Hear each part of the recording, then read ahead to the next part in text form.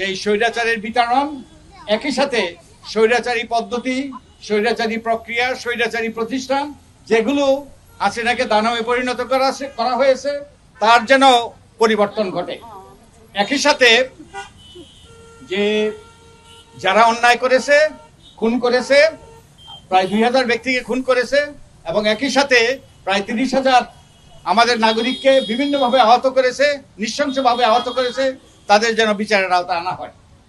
হাসিনা তো আর আকাশ থেকে পড়ে নাই, হাসিনা স্বৈরাচার হিসাবে আবির্ভূত হয় নাই, একটা পদ্ধতি প্রক্রিয়া তাকে স্বৈরাচারী করেছে। তো এই পদ্ধতি প্রক্রিয়ার পরিবর্তন হওয়া দরকার, যাতে আবারও যারাই ক্ষমতায় যাবে তারা যেন হাসিনার মতো আবার দারমে পরিণত না হয়। এই জন্যই সংস্কার, এই জন্যই নির্বাচনী ব্যবস্থার সংস্কার, এই জন্যই সংবিধানের সংস্কার, এই জন্যই প্রক্রিয়া পদ্ধতির সংস্কার, এই জন্যই প্রাতিষ্ঠানিক কাঠামোতে পরিবর্তন, ক্ষমতা কাঠামোতে পরিবর্তন। তো এই জন্যই সরকার 11টা সংস্কার কমিশন গঠন করেছে এবং আমাকে যে দায়িত্বটা দিয়েছে নির্বাচন ব্যবস্থা সংস্কারের জন্য কতগুলো সুপারিশ উত্থাপন করার, আমরা এগুলো করেছি। আমি আশা করি আপনারা এগুলো পড়েছেন এবং আশা করি আপনারা এবারে জনগণকে সচেতন করবেন। তো আমার যে আমরা যে উপলব্ধিতে পৌঁছেছি যে আমাদের যদি নির্বাচন সুষ্ঠু করতে হয়, নিরপেক্ষ করতে হয়, তাহলে আমাদের নির্বাচনী অঙ্গনকে পরিচ্ছন্ন করতে হবে। নির্বাচনী অঙ্গনে যে সকল অবাঞ্ছিত ব্যক্তিরা অতীতে নির্বাচিত হয়েছে এবং নির্বাচনী অঙ্গন দখল করেছে তাদেরকে সেইখান থেকে তাদেরকে বিতাড়িত করতে হবে। নির্বাচনী অঙ্গনকে পরিচ্ছন্ন করতে হবে, একই সাথে রাজনৈতিক অঙ্গনকে পরিচ্ছন্ন করতে হবে। রাজনীতিতেও আমাদের বহু অনাকাঙ্ক্ষিত ব্যক্তিরা রাজনীতি পরিচালিত করছে এবং আমাদের দেশে দুর্ভাগ্যবশত অনেক অন্যায় গঠিত হয় আতাতের ভিত্তিতে, অনেক ক্ষেত্রে রাজনৈতিক দলের ছত্রছায়ায়। তাই রাজনীতিতে পরিবর্তন আনতে হবে, একই সাথে টাকার খেলা বন্ধ করতে হবে, নির্বাচন কমিশনকে শক্তিশালী করতে হবে, তারপরে নির্বাচনকালীন সময় একটা নিরপেক্ষ সরকার থাকতে হবে, একই সাথে ক্ষমতার কাঠামোতে একটা নজরদারিত্বের কাঠামোটা যেন কার্যকর হয় সেটা নিশ্চিত করতে হবে, যাতে কেউ স্বৈরাচারী হয়ে না হয়ে পড়তে পারে।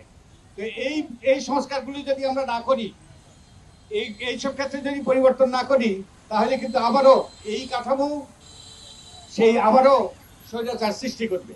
কারণ আমাদের স্বৈরাচারী পদ্ধতিতে যেটা হয়েছে যে তাদের দায়বদ্ধতার কাঠামোটা ভেঙে গিয়েছে।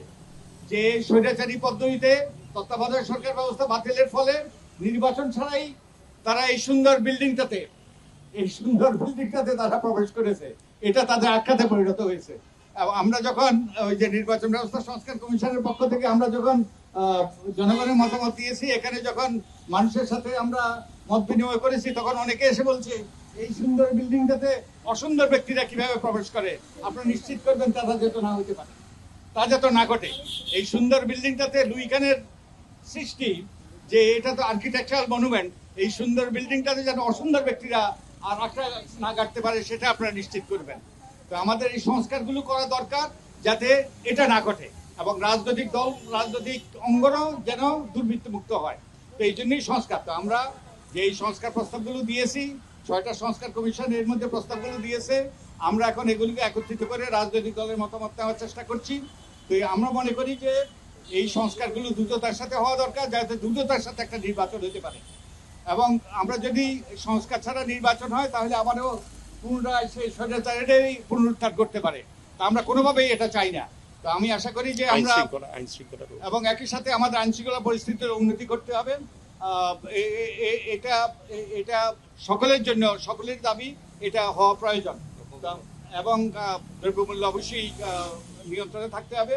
তো আমি আশা করি আপনারা যারা এখানে গণমাধ্যমের প্রতিনিধি আছেন, আপনাদেরকে সোচ্চার হওয়ার জন্য যে আমরা যে প্রস্তাবগুলো দিয়েছি, সুপারিশগুলো দিয়েছি, এগুলো যেন জনগণের কাছে পৌঁছে এবং জনগণ যাতে উপলব্ধি করতে পারে যে এগুলো হওয়াটা জরুরি, এগুলো হওয়াটা গুরুত্বপূর্ণ, যাতে আমরা একটা সত্যিকার অর্থে সুষ্ঠু নিরপেক্ষ নির্বাচন দ্রুততম সময়ের মধ্যে অনুষ্ঠিত হয় এবং এর মাধ্যমে সত্যিকারে সহজযোগ্য এবং জনকল্যাণে নির্বাচিত প্রতিনিধিরা আমাদের এই সুন্দর বিল্ডিংটাতে বসতে পারে, আমাদের গণতান্ত্রিক ব্যবস্থাটা কার্যকর হয়।